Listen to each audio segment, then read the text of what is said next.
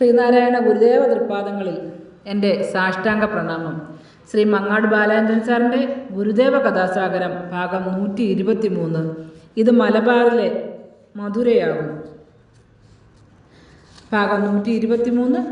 ഇത് മലബാറിലെ മധുരയാകും ഇവിടെ ആരംഭിക്കുന്നു. കോഴിക്കോട് ശ്രീകണ്ഠേശ്വരം ക്ഷേത്രത്തിൽ പ്രതിഷ്ഠിക്കുന്നതിനുള്ള ശിവലിംഗ പ്രതിഷ്ഠ ഒരു രഥത്തിൽ വലിയ ഘോഷയാത്രയായി ക്ഷേത്ര സന്നിധിയിലേക്ക് എഴുന്നള്ളിക്കുകയായിരുന്നു. പാതകളും വഴിയോരങ്ങളുമെല്ലാം അപ്പോൾ ജനങ്ങളെ കൊണ്ട് നിറഞ്ഞു കവിഞ്ഞിരുന്നു.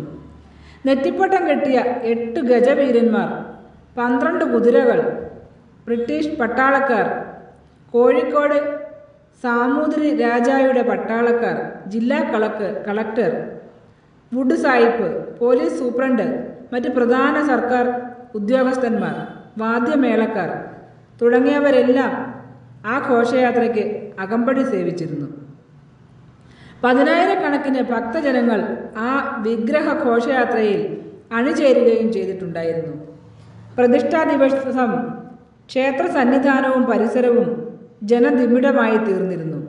അവിടെ കൂടി നിന്നിരുന്ന ജനസാഗരത്തെ പരമശാന്തിയിലും ഭക്തിയിലും ആനന്ദത്തിലും ആറാടിച്ചുകൊണ്ട് ഗുരുദേവൻ ക്ഷേത്രത്തിലെത്തി ഒരു മന്ദിരത്തിൽ വിശ്രമിച്ചു. ഗുരുദേവ കൽപ്പന പ്രകാരം ചൈതന്യസ്വാമികൾ പ്രതിഷ്ഠയ്ക്ക് വേണ്ട എല്ലാ ഒരുക്കങ്ങളും അപ്പോൾ പൂർത്തിയാക്കി കഴിഞ്ഞിരുന്നു. പ്രതിഷ്ഠയ്ക്കുള്ള മുഹൂർത്തം അടുത്തു വന്നതോടെ രാരിച്ചൻ മൂപ്പനും മറ്റു പ്രധാനികളും ഗുരുദേവനെ എതിരേറ്റ് കൊണ്ടുവരുന്നതിനായി ഗുരുദേവൻ വിശ്രമിച്ചിരുന്നിടത്തെത്തി ചേർന്നു. പക്ഷേ ഗുരുവിനെ ആ നേരത്ത് അവിടെ കാണുകയുണ്ടായില്ല. അവർ അവിടെയെല്ലാം നോക്കി നടന്നു. ഗുരുവിനെ കാണാൻ കഴിയാതായതോടെ അവരെല്ലാം വിഷമിച്ചു. പ്രതിഷ്ഠാ മുഹൂർത്തത്തിന് അധിക നേരമില്ലെന്നുകൂടി ഓർത്തപ്പോൾ രാരിച്ചൻ മൂപ്പനും വലിയ പരിഭ്രമമായി. പ്രതിഷ്ഠ നടത്തുന്നതിനായി ഏത് നിമിഷവും ഗുരുദേവൻ ശ്രീകോവിലിലേക്ക് എത്തുമെന്ന് പ്രതീക്ഷിച്ച് ഒരു വൻ ജനക്കൂട്ടം ക്ഷേത്രത്തിന് മുന്നിൽ കാത്തു നിൽക്കുകയായിരുന്നു. എന്നാൽ ആർക്കും ഗുരുദേവനെ ഒരു നോക്കുപോലും കാണുവാനായില്ല. എല്ലാ കണ്ണുകളും ശ്രീകോവിലിന് നേർക്ക് പതിഞ്ഞു നിൽക്കുകയായിരുന്നു. അടഞ്ഞു കിടന്നിരുന്ന ശ്രീകോവിലിൻ്റെ കതക് പെട്ടെന്ന് തുറക്കപ്പെട്ടു. ജനങ്ങളെല്ലാം ആവേശത്തോടെ അവിടെ കുറ്റുനോക്കി. അപ്പോൾ ഗുരുദേവൻ ശ്രീകോവിലിനുള്ളിൽ നിന്നും പുറത്തേക്ക് ഇറങ്ങി വന്നു. ജനങ്ങൾക്കത് വിശ്വസിക്കുവാൻ കഴിഞ്ഞിരുന്നില്ല. അകത്തേക്ക് കയറാതെ പുറത്തേക്ക് ഇറങ്ങുന്നതെങ്ങനെ? ജനങ്ങൾ ആശ്ചര്യപരതന്ത്രരായി തമ്മിൽ ചോദിച്ചു. ആ നേരത്ത് ഗുരുദേവൻ അരുളി ചെയ്തു, എല്ലാം ശരിയായി. അപ്പോഴാണ് പ്രതിഷ്ഠാകർമ്മം നടന്നു കഴിഞ്ഞിരിക്കുന്നുവെന്ന് ജനങ്ങൾക്ക് അറിവായത്.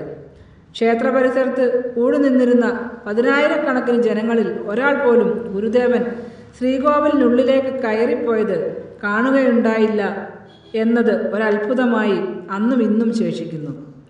ആ നേരത്ത് ജനങ്ങൾ നിന്നിടത്ത് തന്നെ നിന്ന് തൃപ്പാദങ്ങളെ സങ്കല്പിച്ച് സാഷ്ടാംഗം വീണ് നമസ്കരിക്കുകയും സ്വർണം, വെള്ളി, പണം തുടങ്ങിയ ദ്രവ്യങ്ങൾ ക്ഷേത്രഭണ്ഡാരത്തിൽ സമർപ്പിച്ച് തങ്ങളുടെ ഭക്തിയും വിശ്വാസവും പ്രകടിപ്പിക്കുകയും ചെയ്തു.